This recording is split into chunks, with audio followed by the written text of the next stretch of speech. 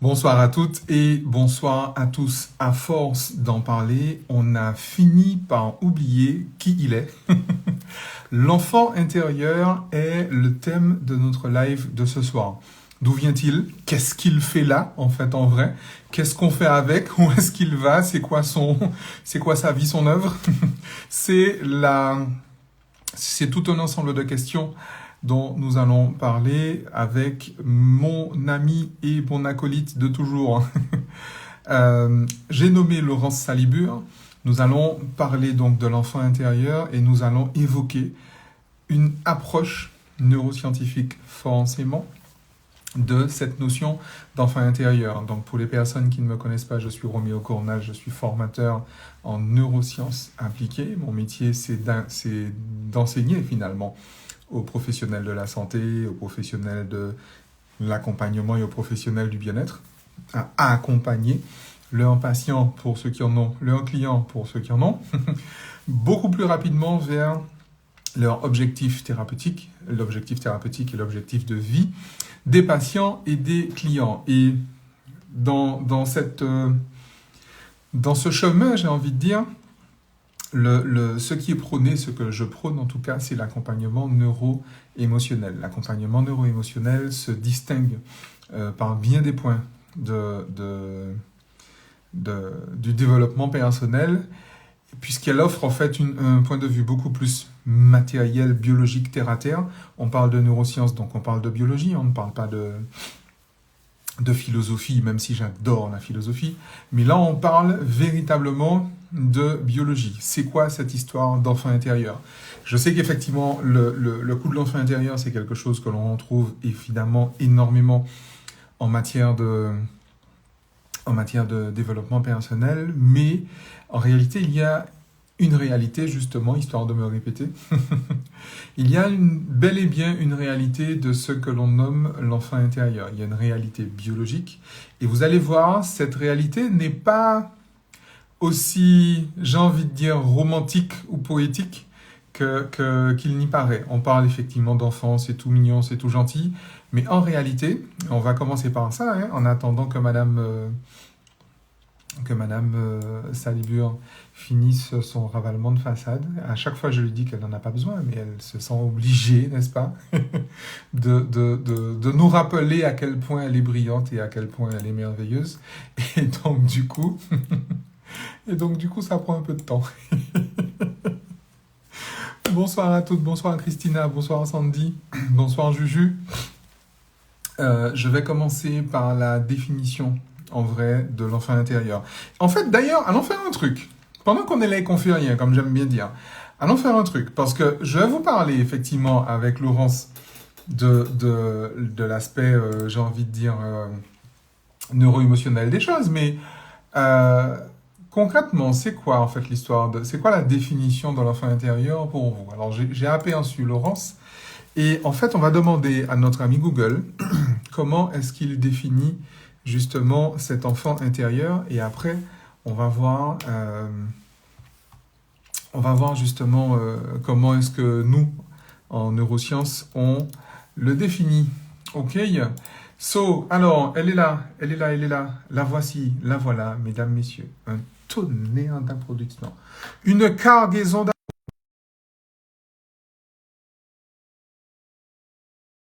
d'alibur. Si la, si la, si la, si la, si la technique le veut bien. Yes, ma boule. Bonjour.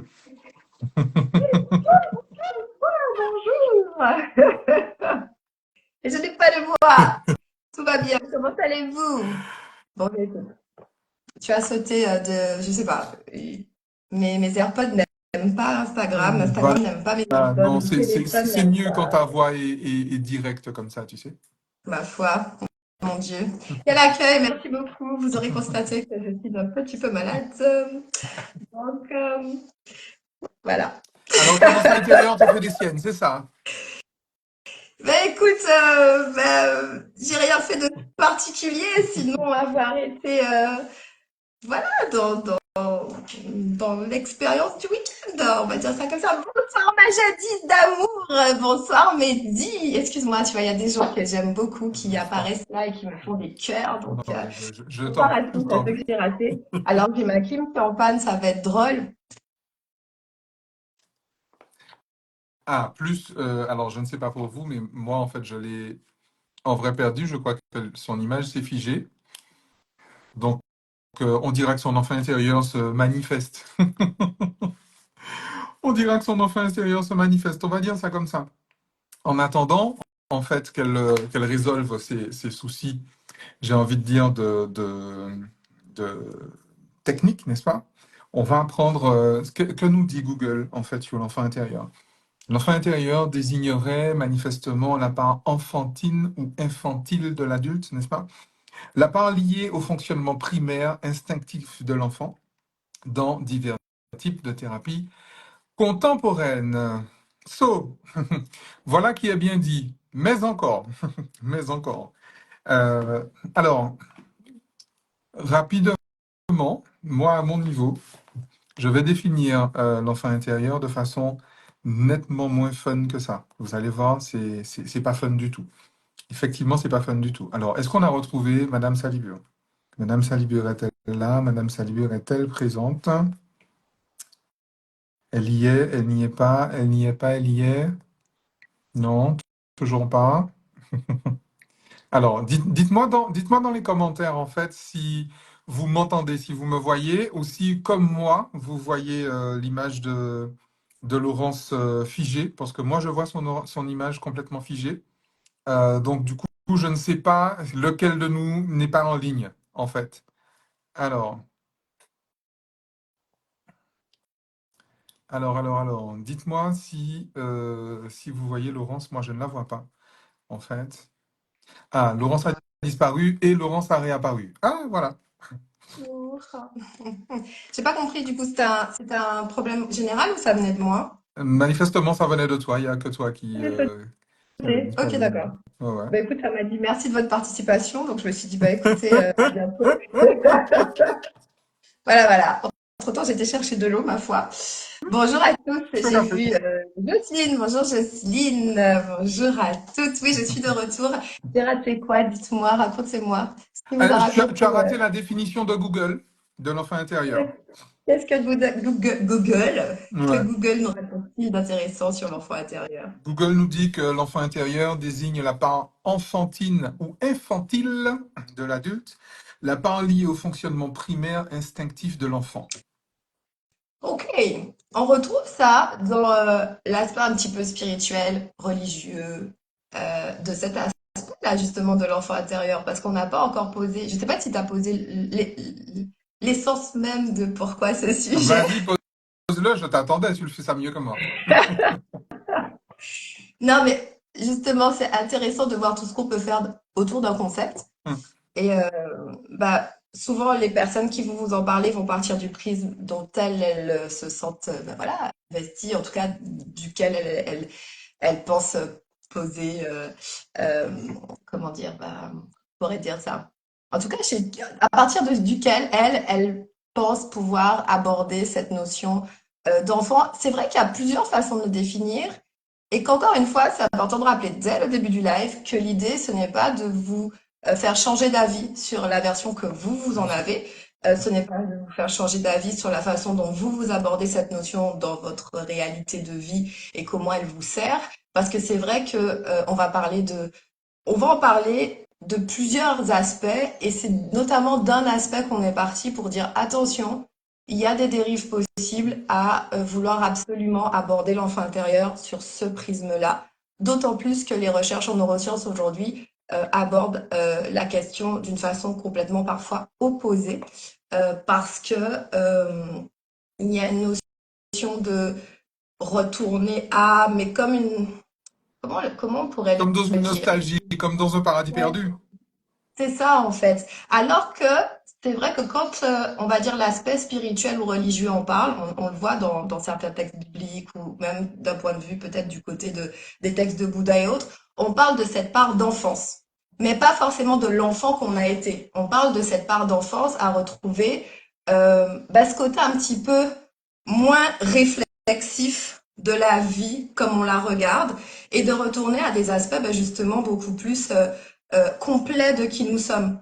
On est des êtres d'émotion, donc comme un enfant, comme dans l'aspect de cette enfance, et donc on vit des choses agréables et désagréables. Et on vit la vie en fait. Et dans la notion d'enfance et d'enfant intérieur, en tout cas moi de ce que moi j'en comprends, hein, de l'aspect plus, on va dire, spirituel, ésotérique comme on peut après avoir des rituels et autres, on va aussi en parler, peut-être, mais vraiment sur un aspect d'enfance. C'est vraiment ce point de vue-là. Philosophiquement, comment on en parle un peu de cette notion? Est-ce que toi, tu as des références? Je sais que Alors, des euh, références philosophiques purement, non, pas vraiment. ouais. Pas Je vraiment. sais que comment il s'appelle? Dans Foutez-vous la paix. Mhm, Monsieur Vidal, Monsieur Tonton mhm. Vidal. Fabrice Midal, oui. Je sais qu'il en parle aussi et qu'il essaye un petit peu de déconstruire certaines choses autour de ça. Mais là, voilà, ce soir en tout cas, l'idée, ça va être de dépasser ces premières définitions que vous avez peut-être et de vous en apporter de nouvelles. Je pense qu'il est intéressant, puisque tu parlais de philosophie et de psychologie, du coup, de faire le lien avec la psychologie freudienne, parce que j'ai l'impression qu'en fait, derrière ça, euh, tout l'aspect étiologique de la psychologie freudienne, en fait, a été le terreau finalement favorable à l'apparition même du concept d'enfant intérieur. L'étiologie freudienne, on la connaît tous, hein, je veux dire, tout ce qui nous arrive finalement en tant qu'adulte trouverait ses racines dans notre vie passée d'enfant. Et du coup, la version un peu New Age, développement personnel, un peu spirituel, machin, serait justement ce fameux enfant intérieur, en fait. Ouais. Alors, Et la limite, mhm, peut-être c'est déjà de la poser là, c'est qu'en fait, il y aurait comme une forme de il y aurait comme une forme de chose qui dirait, OK, si tu vis ça dans ta vie d'adulte, c'est ça, ouais, mais après, en fait, c'est ouais, ça. C'est-à-dire que tu vas passer peut-être sur pas des protocoles, j'ai envie de dire des mhm, rituels. Tu vas passer des protocoles à aller, on va t'inviter à parler, à rassurer, ou faire des choses comme ça, mais on va pas chercher forcément cette notion de, oui, mais le et après. C'est-à-dire que, est-ce que parce que ça m'est arrivé dans l'enfance, ça justifie bah, que ma vie d'adulte sera c'est forcément ça, celle-là? Et c'est vrai que là où on va dépasser aujourd'hui sur tout un tas de théories, enfin là où Freud a été dépassé, hein, enfin, dans toutes les déjà. personnes qui vont faire des travaux pour aller un peu plus loin, parce que c'est quand même ça là, le but même de tout ce qui est autour de la science et de l'évolution, de notre évolution en tant qu'humain, dans notre humanité en tout cas, c'est d'aller dépasser ces choses. Et il a été dépassé un peu sur cette notion-là, je pense, d'être resté un peu sur cette notion de dire, OK, ça c'est arrivé, et en fait on explique ça comme C'est ça. ça, c'est ça. En fait, Et bien euh, t'apaiser de ce que ouais. tu vis, mais on te dit pas, oui, mais tu peux en sortir en fait. En tout cas, moi, c'est la lecture j'en ai. L'idée, c'est vraiment ça. C'est-à-dire que, effectivement, encore une fois, il y a un aspect étiologique où on va aller chercher les causes qui Ouais, provoquent les choses présentes. Mais il y a également un aspect téléologique que j'aime beaucoup, qu'on doit plus peut-être à quelqu'un comme Alfred Adler, qui va définir finalement, comme le font les physiciens, genre Philippe Guillemot et tout ça, qui vont définir le présent par rapport au futur. oui, C'est-à-dire que c'est l'endroit où je vais qui définit où je suis. C'est l'endroit où je veux aller, c'est l'endroit où je ne veux pas aller qui va définir. Ce sont les expériences que je ne veux pas vivre et les expériences que je veux absolument vivre demain qui définissent finalement qui je suis aujourd'hui, ce que je fais aujourd'hui et ce que je vis aujourd'hui. Et l'idée n'est pas de se dire un tel a raison, un tel a tort. L'idée, en fait, le gros avantage, comme je dis, de l'accompagnement neuro-émotionnel, c'est qu'en fait, on réconcilie les irréconciliables. Alfred Adler, euh, Carl Gustav Jung et Sigmund Freud. Et c'est de ce point de vue-là, en fait, c'est sur ce point de vue-là qu'on va poser finalement notre propos de ce soir. Ça fait un c'est ça. quart d'heure qu'on est en train de poser le cadre, hein. Je crois que c'est un record chez nous. Non, mais j'aime bien l'idée. Est-ce qu'on peut reprendre ce qui vient d'être partagé là, juste la Oui, fin, parce que c'est hyper important. Parce que là, on l'a dit avec de grands mots. qui nous parle à nous. C'est Oui. notre quotidien. On le dit en Mais français courant, c'est ça? C'est ce que tu non, veux dire? pas forcément, mais tu vois, je trouve que c'est un aspect suffisamment important dans la compréhension de ce qu'on peut donner à la lecture de sa vie. Tu vois, Ouais. c'est parce que on va pas se mentir en fait. Ce qu'on sait, enfin, la façon dont on regarde la vie, c'est ce qu'on nous a le plus raconté, du coup. Mm. Et ce qu'on nous raconte le plus encore aujourd'hui, même si ce sont des théories qui sont dépassées, enfin pas dépassées dans le sens où, bah, mais en tout cas, il y a une Oui. amélioration en tout cas dans la lecture, il y a eu d'autres propositions. Il y a une approche effectivement qui dit, OK, ton présent est déterminé par rapport à ce que tu as vécu avant. Oui. Et il y a un peu comme une fenêtre là, une sorte de vide à se dire, oui, mais et après? C'est-à-dire, d'accord, je peux expliquer pourquoi je vis ça aujourd'hui par rapport à ce que j'ai vécu avant. Et effectivement, il y a un autre courant, et on citait Adler là, qui pose que, en fait, si on regarde plutôt, qu'est-ce que tu veux vivre que tu n'arrives pas à vivre aujourd'hui? Qu'est-ce que qu'est-ce que tu continues à vivre que tu ne veux plus vivre? Mm. Et là, on va donc partir de cette notion de voilà, la porter vers le futur. Et qu'est-ce qu'on peut bouger dans ce présent? En fait, qu'est-ce qu'il explique dans ce présent, en fait, du coup? C'est vraiment ça. Donc voilà, au moins le cadre, il est bien posé, Oui, là, complètement. je pense. L'idée est que, alors, je vois quelqu'un qui demande est-ce que le présent est le plus important? Ben, le présent, c'est toujours l'endroit où l'on vit, donc c'est peut-être ça qui est le plus important. Et l'idée, c'est que si on est là, c'est que précisément, on est dans cette réflexion, et je pense que vous partagez tous, toutes et tous cette réflexion, de se dire, mais finalement, qu'est-ce que je fais de ma vie demain? Qu'est-ce que je fais de ma vie aujourd'hui?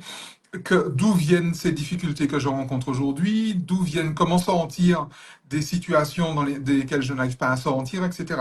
On est là autour de ce sujet-là. Et l'idée est justement de se dire que autant il y a des choses par le passé qui entraîne des conséquences aujourd'hui, autant en réalité, et peut-être d'ailleurs même plus, en réalité, il y a des choses que dans le futur, que je considère finalement dans le futur, consciemment ou inconsciemment, qui finalement déterminent mon présent aujourd'hui. J'ai cité Philippe Guillemot, on ne va pas entrer dans ses travaux sur le futur, sur la physique quantique, la science de l'information, etc. Mais ça vaut le coup, si vraiment vous avez cette culture scientifique-là et cette sensibilité sur les choses scientifiques, je vous recommande vraiment d'aller voir ça. Mais là, on va parler d'un aspect peut-être plus philosophique, plus psychologique et bien évidemment biologique de cette réalité qui veut que ce que je vis aujourd'hui est certainement déterminé par des choses que je veux absolument vivre demain ou des choses que je ne veux absolument pas vivre demain. Je reprends l'exemple, globalement, on fera le lien justement avec l'enfant intérieur. C'est comme ça d'ailleurs qu'est née la glitz. Le principe d'une glitz, c'est que je vis quelque chose aujourd'hui, je vis une situation qui est récurrente et je vais partir finalement du principe et si mon système nerveux autonome, donc mon subconscient, avait mis en place ce comportement pour éviter que je n'en vive un autre. Et c'est comme ça, en fait, qu'est née la glitz. Et effectivement, la glitz fonctionne comme ça. La glitz, en fait, la grille de lecture des inscriptions traumatiques subconscientes, c'est bien ce que ça dit, hein, c'est une grille de lecture. Pourquoi? Parce que ça se présente sous forme de grille. Une grille de lecture, donc je vais lire les inscriptions traumatiques subconscientes. Et c'est là, en fait, qu'on fait le lien avec l'enfant intérieur. Parce qu'en réalité, du point de vue du neuro-émotionnel, l'enfant intérieur n'est autre que la collection de nos inscriptions traumatiques subconscientes. Alors je sais, c'est pas très drôle, c'est pas Ah, super ouais. fun, c'est pas feng shui peut-être, mais l'idée est que en réalité, l'enfant intérieur est la collection de toutes mes inscriptions traumatiques passées. Alors c'est peut-être là qu'il faut entrer dans quelque chose d'un peu technique. Ouais, L'idée, c'est quoi? Qu'est-ce qu'une inscription c'est traumatique? problématique, c'est ça. On va parler d'une inscription traumatique lorsque je vis en fait une expérience, c'est-à-dire je perçois un certain nombre d'informations. Ces informations, donc l'événement que je vis produit chez moi un discours. Et ce discours produit des émotions. Et il se trouve que les émotions, je suis censé être traversé par des émotions. Je suis censé justement laisser sortir l'émotion, puisque l'émotion, c'est un mouvement vers l'extérieur. Et pour X raisons, je ne le fais pas. Pour X raisons, je n'extériorise pas cette charge émotionnelle, je la garde pour moi, et là, je me fais une inscription traumatique. Ce qui signifie que, en fait, du fait de cette expérience, l'interprétation que j'en fais fait que je vais toujours produire le même discours quand je vais me retrouver face aux mêmes informations de cette expérience-là. On prendra un exemple très, très, très Exemple, ouais. simple. Et là, on est dans cette notion de mémoire traumatique, en fait. C'est-à-dire que je vais garder comme l'inscription là, de ce que j'ai vécu, mais sans, avec l'émotion associée. C'est-à-dire quelque chose de, du coup, pour le coup, désagréable, qui va poser le trauma parce que je ne l'ai pas extériorisé. Qu'est-ce qu'on pourrait prendre comme exemple très simple euh, J'ai failli qui arrive quand j'ai failli me faire agresser par un chien. Voilà, prenons Exactement. ça. Je le prends tout le temps en plus. On le Prenons prend tout le l'exemple. temps en plus. L'exemple en C'est la plus base. très simple à comprendre. C'est la base. Je sais pas, je J'ai suis tout 7, jeune. ouais, j'ai 7, Euh, 8 ans. Je vais chercher le pain à la boutique. ouais. Je prends des choses bien. Et là, il y a un chien. Et donc, ce chien attaque pour un million de raisons dans lesquelles on pourrait rentrer aussi, mais on va pas ouvrir là. Et je me fais attaquer. Et donc là, trois réactions possibles. Je cours, je pars, je cours, j'attaque ou je reste saisie. Dans tous les cas, j'ai très très peur. J'ai 7 8 ans. Et peut-être que c'est un chien qui fait, je sais pas, voilà, chien de taille moyenne, qui est assez effrayant pour que je puisse avoir très peur et que je garde en mémoire que c'est un très très gros danger. Sauf qu'à ce moment-là, je crie pas.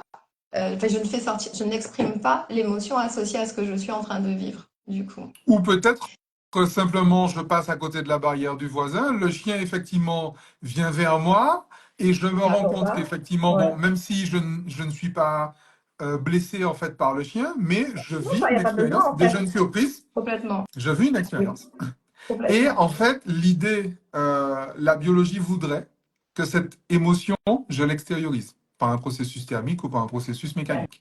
Je peux pleurer, je peux crier, je peux courir, mais le Associé. processus Ouais. voudrait que Ouais. j'extériorise cette charge émotionnelle. Et il se trouve qu'autour de moi, peut-être que les gens, ils ont autre chose à faire que d'écouter mon histoire que je me suis fait attaquer par un chien, Peut-être pas ou peut-être de me faire que gronder.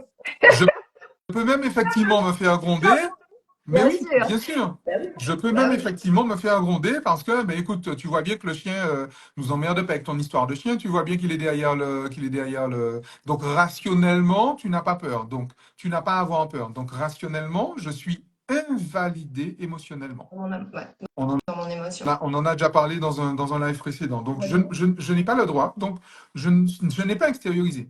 Et là, en fait, ça, c'est une inscription traumatique. Pourquoi? Je vis une expérience dans l'obsession, je ne peux penser qu'à ça, parce que quand je me fais courser par un chien, j'ai pas le temps de penser à autre chose.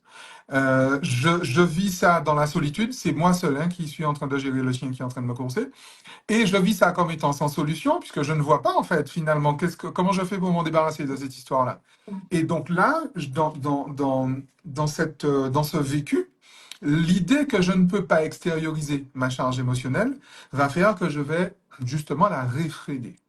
Ça veut dire quoi? Ça veut dire qu'en fait, il va se passer quelque chose où mon système nerveux autonome va prendre en charge cette expérience parce que mon conscient ne peut pas, parce que mon conscient n'est pas habilité à le faire, parce qu'il n'est pas autorisé à le faire. Écoute, va chercher le pain, nous emmerde pas, arrête tes histoires de chiens, tu vois bien que, etc., etc. Je suis invalidé autour de moi. Alors, l'invalidation peut venir de moi. Je peux me dire, mais non, qu'est-ce qui m'arrive? Moi, je suis un homme, je suis un grand garçon. Attends, C'est je un vais pas bon pleurer. mensonge. Tiens, voilà. Bref, quoi qu'il en Ouais, soit, ça laisse cette pas que j'ai peur des invalidation, chiens. Les grands garçons n'ont pas peur les des chiens.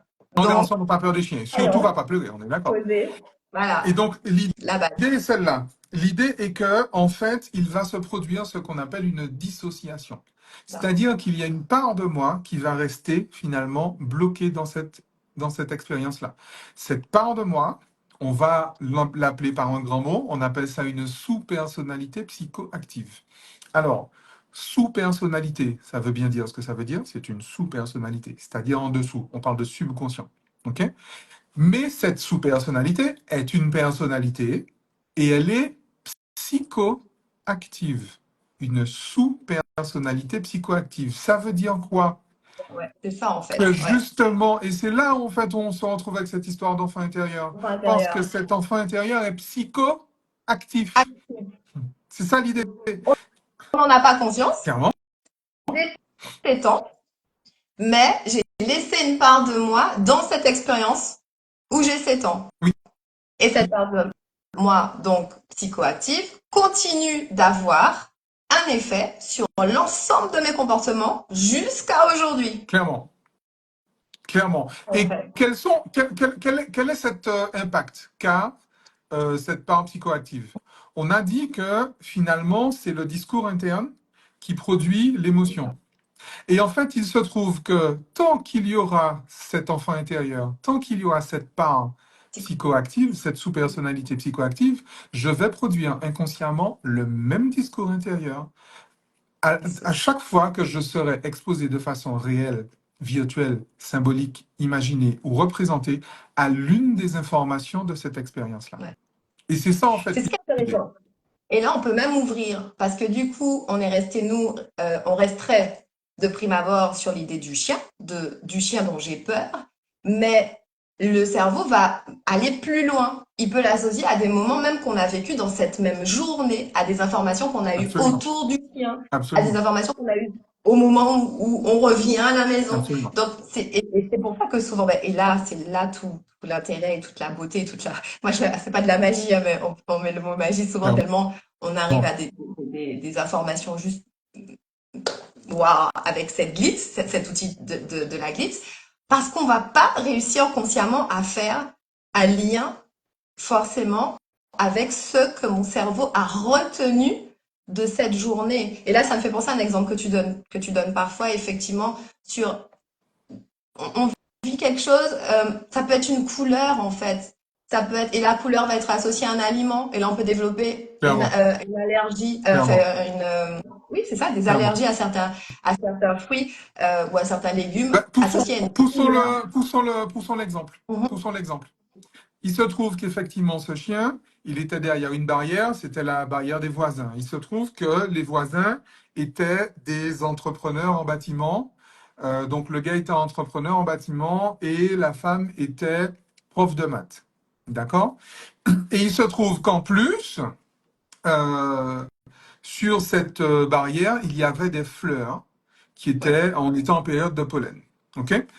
Pourquoi est-ce qu'on donne ces informations-là? Parce qu'en fait, le, le système nerveux, donc le cerveau, la partie limbique, finalement, qui gère justement les émotions, l'interprétation que l'on fait du monde, va toujours mettre la même interprétation sur toutes les informations qui sont liées à cette expérience, c'est-à-dire fleurs, c'est-à-dire prof, c'est-à-dire maths, Ouais, c'est-à-dire entrepreneur, entrepreneur, entrepreneur. c'est-à-dire bâtiment.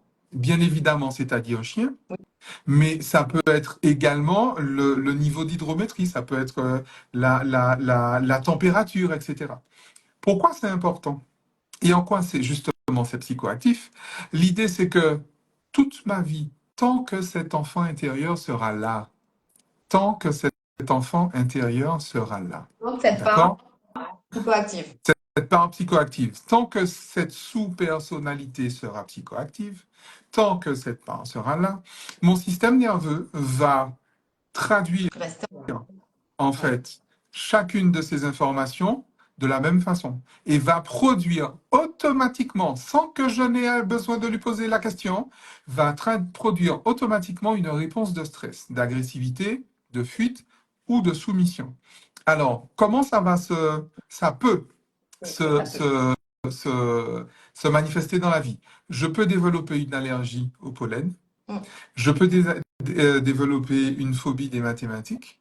Je peux avoir d'énormes difficultés moi-même à entreprendre, même 15 ans plus tard, 20 ans plus tard.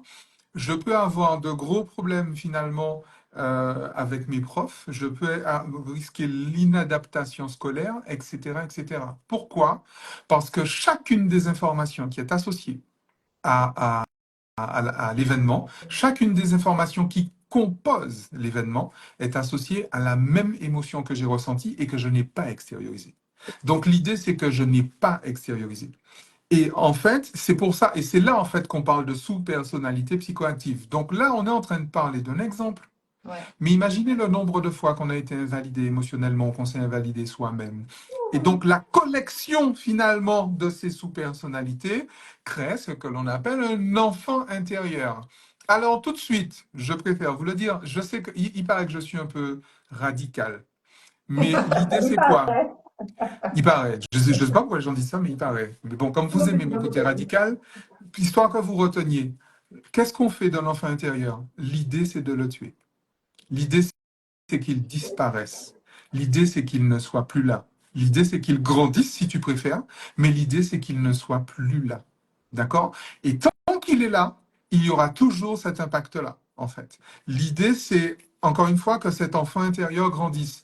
Sauf que, et c'est là qu'on va parler quand même des fameux rituels dont tu as parlé, ou des fameux protocoles, etc., etc., on est en train de parler de quelque chose de biologique, là. On n'est pas en train de parler de quelque chose de cognitif. Donc, lorsqu'en fait, on va vous proposer de parler à votre enfant intérieur, ben vas-y, cause toujours, de lui écrire une lettre, de le prendre dans vos bras, etc., etc., et de lui faire comprendre que ce n'est pas de sa faute, etc., etc., mais aucune faute n'a été commise. Et Et là, pourquoi on est-ce est que justement ça ne fonctionne pas? ça. C'est parce que ce n'est pas cognitif. Parce que dans ces protocoles-là, on reste sur du cognitif. Et en fait, on va apaiser le fait d'avoir vécu la chose. Enfin, c'est ce qui est recherché, en fait. C'est pas ce qu'on a vécu qu'on va chercher à extérioriser. C'est de chercher à apaiser le fait d'avoir vécu ça. Ok, c'est compris. J'ai compris que tu as vécu ça et je m'excuse et je suis triste et je te prends dans les bras et tout ce qui peut aller, avec. Là, dans la définition et dans l'approche des neurosciences, il est plutôt proposé d'aller justement se reconnecter enfin, de re-rentrer dans l'émotion qu'on a En vrai. vécue, peut-être dans la part qui est concernée par le sujet qui va directement se proposer à vous, Hmm. hein, parce que comme tu dis, il y en a plusieurs, mais on va souvent être confronté à une réalité de choses qu'on n'arrive pas à faire ou qu'on n'arrive pas à ne pas faire, et Hmm. ça va être d'aller justement rentrer dans l'émotion, l'extérioriser et comme tu dis, s'en débarrasser en fait. D'où l'idée un peu effectivement déposée et tranchée de dire tuons-le. Ouais. C'est une façon, oui. Il y a des personnes qui ont validé en commentaire. Je vois les commentaires passer assez vite, on va revenir dessus. Mais il y a une personne qui a dit, Manifestement. voilà, assez franc, mais en tout cas, idée qu'elle semble, en tout cas, enfin, approche qu'elle semble valider, Ouais. puisque c'est la même. En fait, et on le répète souvent, c'est-à-dire que tant qu'on reste dans le cognitif, on ne fait qu'essayer de porter un Hmm. discours sur ce qu'on a vécu. Mais en Hmm. réalité, souvent, enfin pas souvent, en fait, ça ne va pas changer en fait. On va juste être peut-être un petit peu, et encore, c'est pas sûr. On peut être un petit peu effectivement plus bienveillant avec ce qu'on a vécu, et puis peut-être même le côté peut-être à l'extrême, ça va être de rentrer dans une forme de fatalisme. Hmm. Ben ok, comme on explique que si je vis ça aujourd'hui, c'est parce que j'ai vécu ça hier, ben, à minima, j'ai ça pour continuer à vivre. J'ai l'explication que ce que je vis aujourd'hui s'explique parce que j'ai vécu ça. Mais le fatalisme posé, c'est que on peut s'écrire une histoire et se raconter une histoire à se dire, rien ne peut changer et de toute façon, ça ne changera Hmm. pas parce que j'ai vécu ça. D'où Absolument. Et l'idée souvent c'est là où l'exemple concret. l'étiologie est limitée. Et c'est là où beaucoup de personnes s'accrochent. En fait, lorsqu'on parle par exemple de guérir les traumas, des personnes s'accrochent en disant non, ce que vous dites est faux parce qu'on ne peut pas changer le passé. Ben non, on ne peut pas changer l'événement, mais on peut changer l'expérience. C'est-à-dire, on peut changer l'interprétation que l'on fait de l'exposition aux informations, on peut changer l'interprétation et le sens que l'on donne en fait à ce qui s'est passé. Et surtout, on peut achever justement ce processus inachevé d'extériorisation de la charge émotionnelle, puisqu'au départ, il s'agit de ça. Il s'agit d'une charge émotionnelle qui n'a pas été conduite. La première des choses serait peut-être de la conduire, hein, en vrai. Déjà, C'est ça. Et donc, si on prend l'exemple de ce petit garçon, on va l'appeler Christian. Je sais pas pourquoi. Christian qui a 7 ans et qui vit cette expérience et qui vient à, je sais pas, les 55 ans, dire, voilà, j'arrive pas à entreprendre ou j'ai une allergie au pollen, mais personne, aucune analyse, j'ai déjà fait tout un tas de démarches médicales, holistiques, spirituelles et c'est juste un même petit ésotérique. ésotérique. Euh, il vient et là, l'idée, ça va être de l'inviter à aller se reconnecter à ça, les informations. Donc là, il y aura un autre outil qui pourrait être associé au complément de la glitch pour venir lui expliquer, voilà ce que ta vie, voilà ta fait, voilà le système de croyance sur lequel repose une partie de ta vie. Et voilà comment, ben justement, encore, c'est vraiment un parcours hein, dans les outils. C'est pour ça qu'on Clairement, explique bien. C'est pas l'outil en tant que tel clairement. qui va permettre enfin, voilà, La la thérapie, thérapie, finalement. la thérapie, mais plus voilà le fait d'accueillir et de traverser ces étapes. Hmm. Et du coup, comme tu disais, pour s'en débarrasser, ça va être de changer le regard qu'on a posé sur enfin extérioriser et ensuite changer le regard qu'on a posé sur le moment qu'il a vécu à 7 ans. Clairement. Un chien, et toutes les informations qui seront autour en fait, du coup. Et là où Donc, la chose est absolument, absolument importante et carrément indispensable, c'est que, tu vois, les démarches dont on a parlé au début euh, ont tendance effectivement non seulement à rester dans le cognitif, mais en plus à rester, encore une fois, on l'a dit, dans l'étiologie, c'est-à-dire dans l'événement. oui, c'est ça. Alors qu'en réalité, ou même dans l'expérience, alors qu'en réalité, c'est pas l'expérience l'idée. Pour justement arriver à cette libération émotionnelle, la question à se poser, c'est pourquoi je n'ai pas extériorisé ma charge émotionnelle? Qu'est-ce qui m'a invalidé? Alors, si c'est quelqu'un qui m'a invalidé, ça peut être mon entourage qui me dit, mais écoute, le chien ne te fait rien, et puis de toute façon, il est de l'autre côté de la barrière, donc il te fera rien. Ça veut dire que j'aurais en fait une démarche à faire par rapport à cette interaction que j'ai eue avec l'autre qui m'invalide. Ou encore, si c'est moi-même qui me dit, mais non, je suis un grand garçon, mais attends, écoute, je peux, non, ça c'est rien. Ça veut dire que je vais aller chercher ce discours que moi j'ai, d'où il vient ce discours, finalement. Et ce discours, il vient toujours du même endroit. D'un côté comme de l'autre, la source finalement d'un trauma est toujours le conditionnement socio-éducatif et culturel. Toujours, Très toujours. clairement. Toujours. Et- C'est pour ça et- qu'on ne peut pas se sortir d'un trauma si on ne se guérit pas de son éducation. Totalement. Si on ne modifie pas justement sa lecture du monde, si on ne modifie pas sa personnalité. Parce que c'est ma personnalité qui m'a amené à, Ne pas par exemple, dans le cas où je m'invalide tout extérioriser. seul, c'est ma personnalité qui m'a amené à me dire non, écoute, moi je suis un garçon, moi je vais pas pleurer parce qu'il y a un chien qui m'a fait peur. Oh mon Dieu. Mais du coup, d'où est-ce que je tiens cette personnalité-là? Elle vient bien de mes messages contraignants, elle vient bien de mes conditionnements socio-éducatifs et culturels, elle vient bien de mes sois parfait, sois fort, dépêche-toi, fais plaisir, fais des efforts. Donc, il vient bien ce comportement, cette interprétation-là, elle vient bien de ma blessure narcissique et de ma dépression infantile précoce. Donc, c'est bien ça la source, finalement, du trauma. Et l'idée, c'est que lorsqu'on parle, en fait, de l'enfant intérieur, on a bien dit, il n'est pas question de le guérir parce qu'il n'est pas malade, déjà. On va dire ça comme ça. On va le rappeler, c'est une sous-personnalité psychoactive, mais elle n'est en aucun cas malade. Donc, on n'a pas à la guérir. Et D'accord? même, Par contre, elle s'est mise là justement pour faire contre-coup de absolument, l'extériorisation qu'on n'a pas vécue en mais fait. absolument, Dans l'idée, mais bien sûr, c'est dans mais la bien sûr. perfection du corps en fait. La C'est-à-dire que mémoire il passe quelque chose, traumatique est un trésor, en fait. il faut que je La reste en mémoire vie. traumatique est un trésor Bien biologique, sûr, on est d'accord. bien sûr, On bien sûr. doit Donc, notre vie, notre survie et même notre croissance à la mémoire traumatique. complètement, On est OK. complètement. Et c'est ça, c'est justement, c'est là l'idée d'aller plus loin, de déconstruire probablement, d'aller plus loin, d'avoir des prises de conscience sur des façons de faire qui peut-être que vous avez déjà essayé, qui n'ont pas forcément fonctionné ou qui ne donnent pas, qui ne vous accompagnent pas en tout cas dans le fait de enfin, oui, c'est ça, se débarrasser de cette sous-personnalité qui en fait est là avec la simple fonction de vous maintenir en vie de ce qu'elle a interprété de ce que vous avez vécu. Clairement, Parce clairement. que vous avez 7 ans, parce que c'est un chien. Enfin, il y a un contexte. Et on peut le poser là aussi en le rappel, c'est que la, l'autre petit voisin de 7 ans peut lui ne pas se faire de trauma. Parce que, Clairement. du coup, il va être surpris de la même façon par le chien. Il va crier, il va repartir en courant à la maison, il va pleurer dans les bras de maman, maman va essayer de lui expliquer, il va avoir un espace pour libérer ce qui vient de se passer, et il n'y aura pas de trauma, en fait. associé. Et donc, ça veut dire Christian qui a la phobie des chiens, même si c'est des tout petits mini-chiens à Même si 55 ce ans. Et sont des peluches. oui, en fait, tout ce qui va être Ça peut être des symbolique peluches, hein. aux chiens. Voilà. C'est intéressant en plus parce que ce week-end, j'étais avec, enfin, j'ai Avec vécu deux Christian. expériences. Non, je pas avec Christian d'ailleurs. Christian, tu étais où?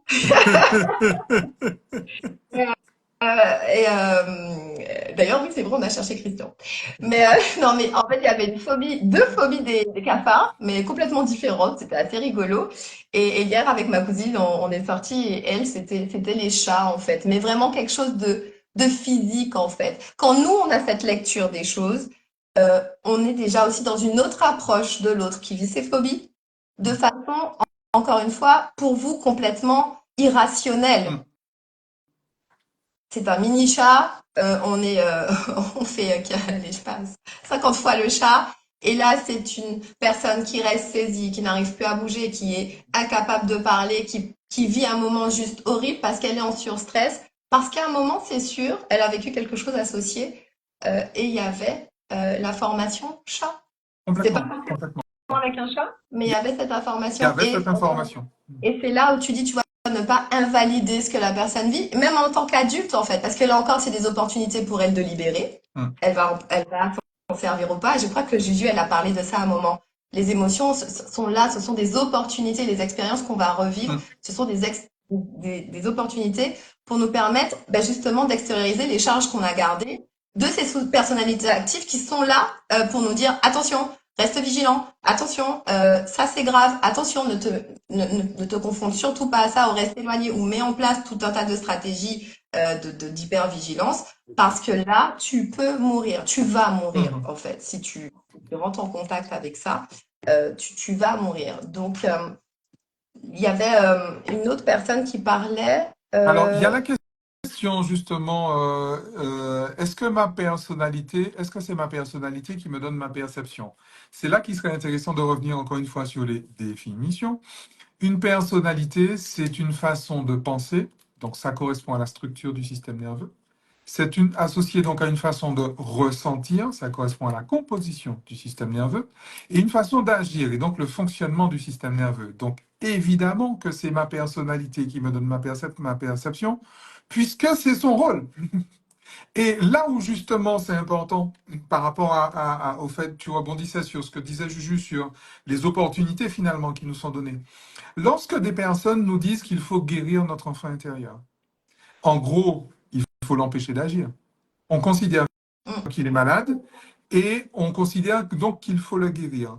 Le problème, ouais, c'est que dans la mesure où cet enfant intérieur est justement l'opportunité que nous avons justement de guérir, non pas de lui, mais de l'inscription traumatique, en fait, en vrai. ouais, Si je veux guérir de mon enfant intérieur, c'est-à-dire si je veux faire en sorte que à chaque fois, parce que j'ai vécu un trauma dans l'enfance qu'à chaque fois que je vois un chien, je suis stressé. Donc, il faut que je guérisse mon enfant intérieur pour ne plus être stressé. Ce n'est pas le but du jeu. non. Il y a aussi, là, tu donnes un exemple, et ça m'a renvoyé, moi, un autre exemple. Tu sais, c'est comme un peu une notion de pureté associée. Tu sais, il y a un truc genre très pur autour d'eux, alors que je pense que il y a un regard aussi, que si on retourne encore dans cette notion de peut-être l'enfance et la spiritualité, on n'est pas dans le côté de revenir à quelque chose de pur, on est dans le côté de revenir à quelque chose de Mm. complet.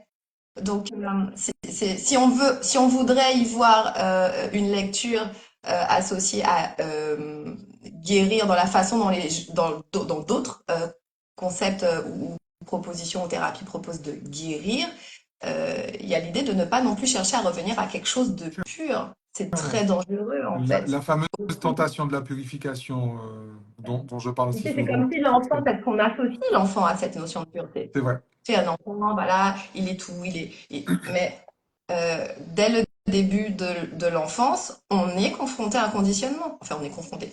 On, on va être éduqué, donc on va être conditionné. Donc il y a la pureté qu'on recherche, elle est peut-être encore posée encore peut-être plus loin, et même encore plus loin, on va y retrouver des traces euh, peut-être traumatiques en fait. Donc c'est pas Clairement. d'aller rechercher à récupérer quelque chose de pur dans cette notion de guérison, de nettoyage, de retourner à quelque chose de... C'est vraiment d'associer que il C'est y parfait. a dans ce qu'il a gardé et dans ce qu'il il te raconte, c'est tout ce qu'il a inscrit dans sa mémoire traumatique et pour lequel il va rester en vigilance, déjà inconsciemment, mais aussi par lequel il va te faire avoir des comportements que toi, souvent, tu ne vas pas comprendre, Hum. que les autres vont trouver enfin, complètement, enfin, Miraculeux. des fois surjoués. Mhm. Ben oui, parce que enfin, je nous invite tous à prendre l'exemple de quelqu'un qui a une phobie, en fait. Les premières réactions, moi j'ai vu, c'était dans un restaurant hier, les premières réactions, bah, les amis, ils rigolaient, en Hum. fait. Ils étaient en train de dire, mais attends, mais c'est un cafard, quand même. C'est petit bête, pas qu'à manger gobette, en fait, Hum. tu vois. Parce que, bah, mais la personne, quand elle est en train de vivre ça, il y a pas de réflexion associée à si petit, c'est grand.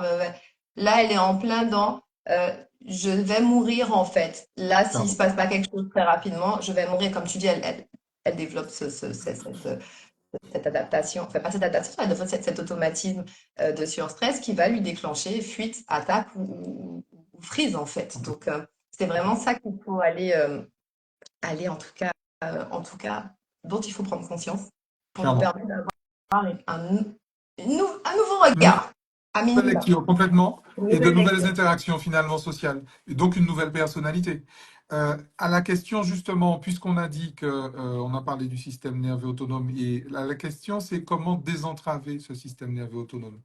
Bien justement, la première des choses à faire pour désentraver le système nerveux autonome, c'est de laisser vivre et de se laisser traverser, de profiter des opportunités que la vie nous donne, de nous laisser traverser par les émotions. Je suis phobique des cafards, je suis phobique des chiens. Eh bien, je vais me retrouver face à un événement de commun à cette expérience-là, et j'ai donc l'opportunité de me laisser traverser par l'émotion et donc de libérer l'émotion, puisque l'inscription traumatique est la répression de la charge émotionnelle. Pour désentraver le système nerveux, il va déjà s'agir de se laisser traverser par l'émotion qui a été réfrénée. J'insiste là-dessus et enfin, je me permets de le reformuler d'une autre façon, mais j'insiste vraiment là-dessus parce qu'en fait, encore une fois, je me réfère à cet exemple de hier. Il y a eu deux façons d'agir. Parce qu'en fait, encore une fois là, et c'est pour ça qu'on le répète, on le répétera tant qu'on pourra le répéter, tout va se jouer dans l'autorisation que vous allez vous donner, dans le sentiment de sécurité que vous allez poser et dans la non-culpabilité de pouvoir agir pour vous accompagner dans cette autorisation à libérer, à extérioriser. Et si vous êtes seul à le faire et que ben, on n'avait pas forcément la conscience de ne serait-ce que ces premiers éléments qu'on vous partage là, ou que vous n'êtes pas forcément en accompagnement, ben, vous allez continuer à jouer les mêmes conditionnements. C'est pour ça qu'elle va continuer à agir et que vous allez avoir, et vous allez, tu sais, cette chose où on dit, je comprends pas, je vis toujours les mêmes choses, c'est les mêmes choses qui se répètent. Qu'est-ce que je dois comprendre? C'est toujours les mêmes choses qui se répètent. Parce que bah, jusqu'à aujourd'hui, bah, Christian a 55 ans et il s'est toujours pas autorisé à extérioriser bah, l'émotion qu'il n'a pas extériorisée à 7 ans en fait. Donc, pour donner l'exemple de hier, face face au chat, cette incapacité de crier parce qu'on est dans un restaurant, parce que qu'est-ce que les gens vont dire, et puis les gens vont dire, oh, attends, une grande adulte comme moi, j'ai peur des chats. Et puis il y avait une autre femme qui elle était complètement hystérique dans les toilettes, mais elle laissait s'exprimer. Elle criait, elle sautait, elle bougeait, et puis elle a appelé sa copine à la rescousse, elle a appelé la serveuse à la rescousse, elle en a pleuré en fait. Et j'ai dit alors ok, là elle est en train d'ouvrir une fenêtre parce qu'elle s'est pas demandé oui, pas oui. Alors, elle a peut-être pas tout extériorisé, mais c'est deux comportements qui sont différents, associés à l'autorisation qu'on va se donner ou pas déjà d'extérioriser ce qu'on s'est pas autorisé à faire à 7 ans. Et s'il n'y a pas eu de conditionnement entre les deux, il y a peu de raisons que ça se soit euh, ramolli, en fait, le conditionnement qu'on a reçu. Bien au contraire, il s'est Renforcer, fortifié, bien sûr. renforcé. C'est-à-dire que si à 7 ans, on vous a demandé d'être un petit garçon fort, de ne pas pleurer, de ne pas dire si vous avez mal, de ne pas exprimer, voilà, un petit garçon c'est fort, ça n'a pas peur des chiens, c'est un protecteur, c'est un superman. Enfin voilà, je vous laisse imaginer tout ce qu'on peut dire à un petit garçon. Ben lui, s'il a eu aucun espace pour déconditionner cette approche du petit garçon, son système de croyance est posé sur une image de ce qu'il doit être, de ce qu'il doit surtout être pour continuer à rester en vie.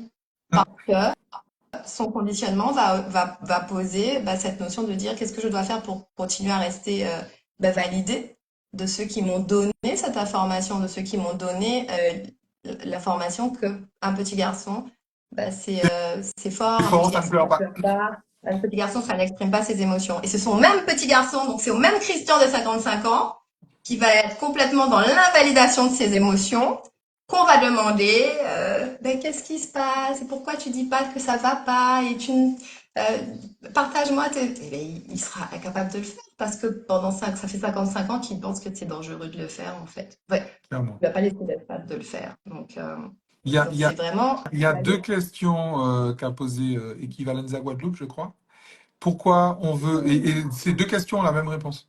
Pourquoi on veut faire de notre perception une vérité universelle? Pourquoi ne pas accepter que l'autre a une perception différente? À cause de l'éducation. Et pourquoi souvent l'expression des émotions est perçue comme de la faiblesse, de la fragilité négative, de la vulnérabilité? À cause de l'éducation. Sois toujours. parfaite, sois forte, dépêche-toi, fais plaisir, fais des efforts. L'idée pour nous, c'est de bien préciser que la thérapie ne consiste pas en une simple diminution ou même disparition de l'inconfort. Il ne s'agit pas simplement que quand je vois un chien ou un cafard ou un chat, je ne sois pas dans tous mes états. Il ne s'agit pas de ça. Il s'agit de retrouver cette capacité, en fait, plutôt que de ressentir une émotion désagréable, même de ressentir une émotion agréable. La sérénité étant une émotion agréable, d'accord? Ne serait-ce que celle-là. Je ne veux pas forcément devenir un super fan de chat, un super fan de cafard ou de chien, mais l'idée c'est que je reste serein finalement et que ma réponse émotionnelle soit agréable, même quand je me retrouve devant un cafard. C'est pas très beau, je sais bien. Mais l'idée, c'est quoi? L'idée, C'est c'est que... une notion de perception encore Ou là. pas. C'est une notion de perception. C'est vrai, effectivement. Parce qu'effectivement, Il il y a nous des a bichons, dit en que fait, en c'était forme de cafard, pour le coup. voilà, Effectivement. c'est typiquement une notion de perception. Tous les animaux qu'on va associer comme moches, laids, dégueulasses, c'est une information qu'on nous a C'est donnée vrai. à un moment de notre vie, en fait. C'est vrai. Bon, et je partageais moi du coup hier ma phobie, mon ancienne phobie des lézards, et c'était assez drôle de voir qu'il a fallu que je pleure, mais je pleure, hein, j'ai pleuré 2 heures. Mais quand je vous dis que je ne pouvais pas voir tout ce qui était associé à un lézard, c'est-à-dire que s'il y avait un lézard sur mon chemin, je changeais de chemin Hmm. à la Loli, à ma bouilla, dans la nuit, si je me réveillais et qu'entre-temps sur le chemin du retour, il y avait ma bouilla, Dieu je sait si en restais Guadeloupe, dormir il y en dedans. a. Ah ben, t'imagines, parce que justement, la Guadeloupe m'a offert l'opportunité de me libérer de ce trauma, en fait. J'ai pleuré 2 heures et aujourd'hui, je peux tenir un mabouya, un anoli dans la main. Je sais pas si c'est juste incroyable. Enfin, moi, je connais ma réalité de vie, du coup. Mais oui, j'ai traversé, hein. Et quand j'ai associé, enfin, quand j'ai été chercher qu'est-ce qui était associé, je n'y serais jamais arrivée. Je n'y serais jamais arrivée sans un minima de glitz. L'idée, c'est que justement, pour aller plus loin dans la pratique thérapeutique, dans le chemin thérapeutique, on a dit que l'enfant, l'idée, c'est qu'il devienne un adulte. C'est intéressant, en fait, de rappeler une chose, c'est qu'étymologiquement, enfant, ça veut dire celui qui ne parle pas. Enfant, privatif, enfant, parole, son. L'enfant ne parle pas. D'accord? L'adulte, c'est justement celui qui parle. Pourquoi c'est intéressant? Parce qu'on a dit que le trauma, la cause du trauma, et donc la cause de la création, celui qui a accouché de l'enfant intérieur, c'est l'éducation. La mère de l'enfant intérieur, c'est l'éducation. Et l'idée, c'est que faire grandir finalement son enfant intérieur, c'est se libérer de son éducation. C'est-à-dire, mon éducation me dit ça, je dis autre chose. Je ne, je n'ai pas besoin de, je ne vais pas invalider justement mon éducation. C'est un point de vue. C'est Mais ça. moi, je dis autre chose, ce qui me correspond à moi, en vrai. Et c'est ça, en fait, c'est là qu'on devient un adulte. C'est là qu'on se défait de son enfant intérieur. C'est là que cette sous-personnalité, justement, rejoint la part principale et n'est plus la seule psychoactive, en fait. Parce que je dis, on m'a dit, un garçon c'est fort, je dis, je suis faible maintenant. On m'a dit, un garçon ça ne pleure pas, je dis, aujourd'hui je pleure. Pourquoi? Parce que je choisis de le faire, je décide de le faire, parce que C'est ça. j'estime que je gagne à le Ouais. faire. D'accord? Oui, c'est ça. Je me balade dans cette complétude de pouvoir. expérimenter les deux, en fait, imaginer, explorer, vivre les deux et choisir ce qui est OK pour moi dans la lecture que je veux je me propose de la vie. Et il y a bien avant, parce qu'elle est bien informée, Céline parlait des intégrations, Hum. mais l'idée de la sérénité dont tu parles, elle va arriver justement en fin de processus, quand on aura déjà traversé tout ça et que là, on va dire, OK, maintenant, je viens donner une autre information À mon possible dans échelle. cette réalité d'adulte, en fait. Dans ma responsabilité d'adulte, c'est de m'offrir la liberté de choisir le discours Et donc la et réponse, l'émotion associée et la réponse associée à ce que je vis, en fait. c'est ce qui répond d'ailleurs à la question d'Equivalenza, qui dit pourquoi dans la même fratrie, avec la même éducation, pour chacun, il y a une telle différence d'expression des émotions. Parce qu'une éducation ne se donne pas, une éducation se reçoit. Et on a dit, tu parles toi-même de différence d'expression des émotions. Ouais. Il se trouve que l'émotion est une production endogène. Et comme dans une fratrie, il n'y a que des gens différents, puisqu'il n'y a que des gens uniques, l'interprétation que l'un aura de la même information sera différente, voire même très différente de l'interprétation qu'aura même son frère jumeau, sa sœur jumelle. Et c'est là, en fait, et c'est là qu'il faut redire aux parents, c'est pas la peine de trop vous chocolater le corps. L'éducation, vous ne la donnez pas. Vos enfants la reçoivent, mais c'est pas vous qui la donnez. Très clairement. Vous inquiétez pas. Il y a une personne à part entière en face de vous. Il y a un individu. Il y a une singularité quantique en face de vous. Il y a quelqu'un qui est unique dans l'histoire de l'humanité. Donc tu lui dis quelque chose, il entend autre chose. Ouais. Et tu dis à deux personnes la même chose, les deux ont entendu deux choses différentes. Et qui en plus, ces deux choses sont différentes de ce que toi tu dis, en vrai. Exactement. Exactement. Tu sais, d'où cette histoire de attention au discours, attention à l'histoire que je me raconte. Parce que, comme tu dis, la perception, elle va poser exactement le filtre de ce que je veux entendre. Donc, il est déjà là posé de l'information que je vais recevoir, je vais déjà la filtrer de mon filtre à Mm. moi.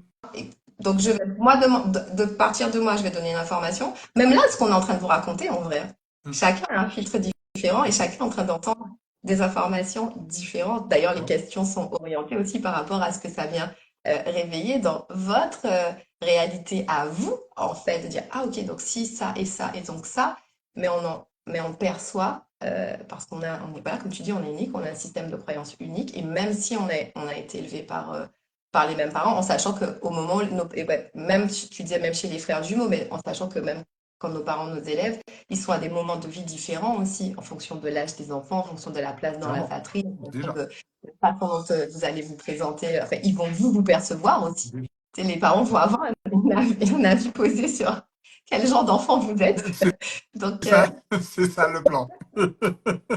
Donc forcément, l'égalité parentale, ça n'existe pas. Dieu merci.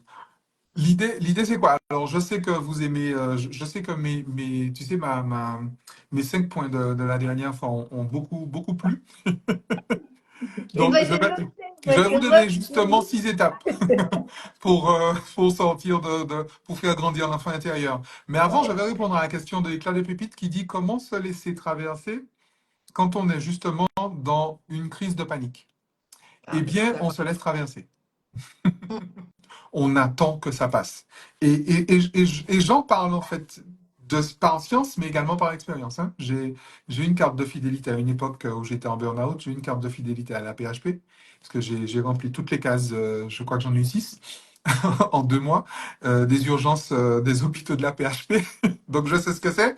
Pour crise d'angoisse, jusqu'à ce que j'en rencontre un jour un certain Sylvain Duboulet, qui dit la meilleure des choses à faire pour une crise d'angoisse, c'est la laisser passer. Et donc, depuis, je l'ai laissé passer. Alors, évidemment, tu as l'impression que tu vas mourir, hein, mais, mais depuis, j'en fais plus. Voilà, j'ai perdu ma carte de fidélité, mais depuis, j'en fais plus. Comment est-ce qu'on se... Justement, l'idée, c'est ça, parce que quand on parle d'émotion, on entend souvent cette question. Comment on fait? Mais précisément, on ne fait pas. Puisque c'est Mais pas c'est quelque chose qu'on fait, c'est quelque chose qu'on ne fait pas. toute la littérature autour de On ne gérer fait ses pas. émotions. On ne Comment fait dire? pas. Il y a gérer quoi? Gérer. Et il y a un autre truc qu'ils disent souvent. Comment je fais pour Maîtriser gérer? ses émotions. Maîtriser, Voilà. voilà. Maîtriser ses émotions. En devenant des robots associé au fait qu'il faut qu'on participe à quelque chose pour rendre la vie très carrée, très nette, très parfaite. Nous faisons partie du projet, n'est-ce pas, à se transformer en des choses qui soient tout propres, tout beaux, qui ne ressentons que des choses agréables et positives, qui ne n'associons jamais rien à quelque chose de douloureux, à la souffrance. Ça, on voudrait le radier d'un système de vie. C'est ce qu'on, en même temps, c'est un peu beaucoup le discours qu'on entend aujourd'hui. On va vous parler d'être performant, d'en faire toujours un peu plus, d'aller toujours un peu loin, plus loin, de lire toujours un peu plus vite, de faire toujours. En fait, il y a une sorte de toujours qui est associé à une notion de nettoyage, de propreté, de perfection.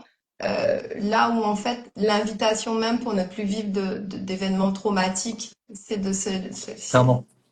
d'accepter que nous sommes des êtres humains, d'accepter qu'on a reçu une éducation, qu'elle nous a conditionnés Ouais. et que ce conditionnement ne sert pas à enfin, à notre vie d'adulte, en tout cas au fait de nous permettre de pouvoir être libres dans notre choix de ce qu'on veut justement ressentir. Parce qu'en vrai, pourquoi on fuit ces émotions? C'est parce qu'on a une idée posée de ce que ça devrait être plutôt que de ce que c'est biologiquement déjà. On est en train de Clairement. fuir notre humanité tout simplement. Très Un clairement. Très, très clairement. minimum. Un Et minimum. justement, pour retrouver cette humanité, alors c'est vrai que la dernière fois, on avait parlé de, justement, on accueille le réel, déjà à la base, mais l'idée, c'est que pour justement faire grandir cet enfant intérieur et pour, en vrai, s'en débarrasser, on va partir de la première, du premier endroit qui est le il faut, justement. Puisqu'au départ, notre conditionnement nous dit il faut, en fait. Il faut. Il faut, Il y a je quelqu'un à dois. l'extérieur de Il moi faut, qui me je dit ce dois. que je dois faire. Il faut, je dois. Mais l'idée, c'est quoi? Il faut, je dois. OK? Il faut, je dois. L'idée, c'est quoi? L'idée, c'est de s'émanciper et d'oser se dire, mais au fait, qu'est-ce que je veux? Passer de Exact. il faut à je veux. Ça, c'est la deuxième étape. Mais après ce je veux, en fait, puisque je veux arriver en fait à un choix, je dois finalement me poser la question, mais qu'est-ce que je peux? Quelles sont toutes les alternatives? Parce que pour que je fasse un choix, il faut que toutes les alternatives soient possibles. Donc, il faut que j'en connaisse un maximum. Donc, après je veux, je vais passer à je peux. Parce que s'il y Yes. a quelque chose que je ne peux pas, je serai toujours dans la fuite. Très clairement. Et je serai donc dans la peur, donc dans la croyance que cette alternative-là, en fait, génère une émotion désagréable. Et donc, je me condamne à vivre des émotions, des expériences désagréables par rapport à cette alternative-là. D'accord? Donc, après ce je peux, et ce n'est que quand j'ai établi tous mes je peux, que je peux partir dans je choisis en toute sécurité, en toute innocence et en toute liberté, et vraiment faire un choix. Et pourquoi je veux faire ce choix? Qu'est-ce qui va motiver ce choix? C'est ce qui est bénéfique pour moi, pas ce qui est positif, ce qui est bénéfique pour moi. Et donc, je gagne à. Et seulement à partir de ce moment-là, je vais poser la fameuse dernière étape, je décide. Yes. Donc, tu vois, cette émancipation, cet enfant intérieur, justement, l'idée de se défaire de l'enfant intérieur, de le faire grandir, c'est de passer de il faut à je décide. Alors, effectivement, tout le cheminement peut m'amener à poser le même acte, à décider de poser le même acte que l'acte qu'on m'a dit qu'il faut. C'est pas ça le souci. Mais Mais sauf que au moins, il vient de il vient toi. de moi. Poser un acte parce qu'il faut le faire. Poser un acte parce que j'ai décidé de le faire, mais c'est diamétralement opposé. Bien sûr. Je ne sais pas si vous vous rendez Bien sûr. compte. De toute façon, c'est la base même pour revenir enfin, en tout cas, moi, c'est dans cette approche-là que je travaille toujours, en fait. C'est la base même de toujours s'assurer que vous n'êtes pas en train de fuir quelque chose. Parce qu'en vrai, si tu fais un choix par fuite d'une autre chose avec laquelle tu n'es pas en accord, donc qui est désagréable et que tu ne veux pas vivre, tu n'es pas en train de choisir. Clairement. Et pour vous donner des exemples peut-être plus parlants, j'en parlais ce week-end, mais parfois, tu sais, quand tu parles de choix j'ai eu l'exemple ce week-end de choix d'une sexualité pathologique. Je ne suis pas en train de choisir ma sexualité, je suis en train de Non. la subir. Mais par contre, Non. une fois que j'ai déployé le tout, donc il faut, et je décide, je peux être dans ce choix plein et entier de la sexualité que j'étais déjà en train de vivre, mais j'ai l'assurance de ne rien subir en fait. J'ai choisi en pleine conscience. Et pour choisir en pleine conscience, comme tu dis, il faut avoir ce panorama. panel de panorama de choix. Parce que si je ne peux pas savoir ce que je ne sais pas, donc forcément, il faut que j'ai et ça parfois, et c'est pour ça que là, on intervient souvent et on dit qu'il est difficile de voir seul. Parce que, encore une fois, votre système est tellement bien fait qu'il va vous demander, il va vous lister dans ce qu'il connaît, même si c'est désagréable. Il n'y en a rien à faire, il en a rien à foutre en Clairement. fait. La dernière fois, on avait vu que justement, ce qui est désagréable, finalement, il s'y accommode, il s'y suradapte et il en devient même accro. Donc c'est désagréable, c'est On va dire désagréable, que hein. là, Le corps n'a pas peur de la douleur, hein. Nous faisons les chochottes, mais le corps, lui, sait gérer, hein. d'accord. Donc déconditionnement, et dans dans cette proposition, donc il y a forcément une phase où je vais me déconditionner d'eux, je vais m'autoriser à trahir tout ce qu'on Clairement. m'a raconté Clairement. et tout ce à quoi j'avais voué loyauté Et donc, je pour deviens garder affection adulte. et amour. Je deviens adulte en ce sens où il faut que quelqu'un me parle, je décide, je parle. Donc, je sors de l'enfant intérieur et je deviens un adulte intérieur, en vrai. Je grandis, je parle. Alors, l'autre a le droit de parler. La société, l'éducation, les autorités parentales, religieuses, académiques, masculines, médiatiques, commerciales ont le droit de parler, mais moi aussi. Et en fait, je peux même entrer dans... Bien évidemment que j'aime mes parents, j'aime ma famille, mais je me préfère. C'est ça. Et là, on est d'adulte à adulte. On passe d'un fonctionnement d'adulte à adulte. Vous pensez bien que si vous basez votre vie sur l'enfant intérieur, vous aurez complètement du mal ou l'impossibilité d'établir des relations d'adulte à adulte si c'est l'enfant intérieur qui mène. Si c'est l'enfant intérieur qui est psychoactif, si c'est l'enfant intérieur qui décide de vos comportements, à quel moment est-ce que vous allez pouvoir mettre en place un rapport d'adulte à adulte avec un autre frère humain? À quel moment on fait ça? Donc voilà, il faut, je veux, je peux, je choisis, je gagne à, je décide. C'est ça le chemin en fait qu'on vous propose. On a été vraiment absolument. Alors évidemment, le sujet, on peut en parler pendant 10 ans, mais on a 1 heure. Et d'ailleurs, ça fait plus d'1 heure, presque bientôt 1h10 qu'on en parle. Donc l'idée pour nous, si vous souhaitez en fait être accompagné dans le cadre, dans ce cheminement pour passer de il faut à je décide, si vous souhaitez justement désentraver votre système nerveux autonome, vous défaire de vos allergies, de vos compulsions, de vos inhibitions, de vos phobies, vous pouvez rejoindre les thérapeutes qui sont formés pour ça et qui sont supervisés pour ça. Vous allez les trouver sur le site romiocornal.com dans la rubrique annuaire. Vous allez en trouver en Guadeloupe. Vous avez Madame Salibuan devant vous. Vous allez en trouver en Martinique, vous allez en trouver au Canada, vous allez en trouver en Nouvelle-Calédonie, à La Réunion, enfin, en Réunion, Algérie, on a le docteur à Marat qui est là, Lille, à Lyon. à Montpellier, Enfin, à c'est des Nice, trucs enfin bref, vous allez en trouver partout. Vous allez même en trouver à Dubaï, c'est bien ou pas? Et en Tunisie.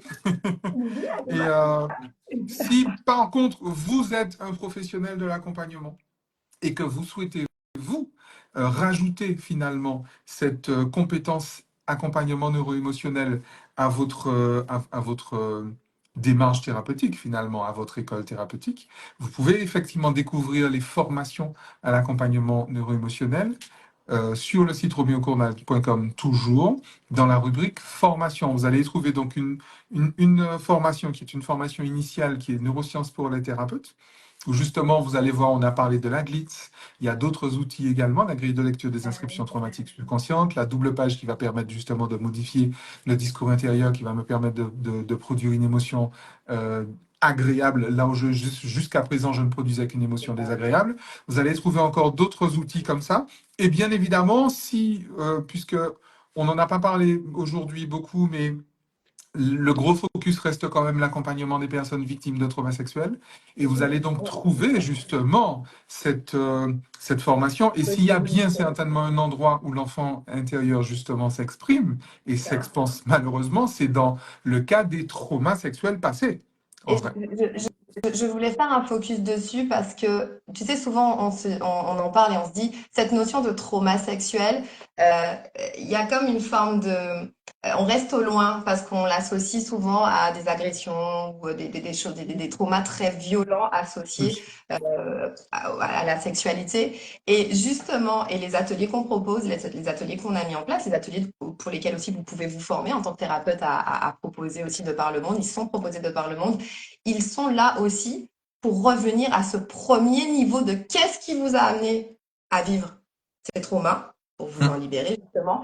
Et la base reste la même, nos conditionnements. Et dans ces ateliers, c'est surtout et d'abord ça qu'on va comprendre et hum. ensuite qu'on va créer Dépasser. l'espace pour les extérioriser. Donc, je trouve important là de le rappeler. Je pense qu'il faudrait le faire encore et encore. On en parle souvent.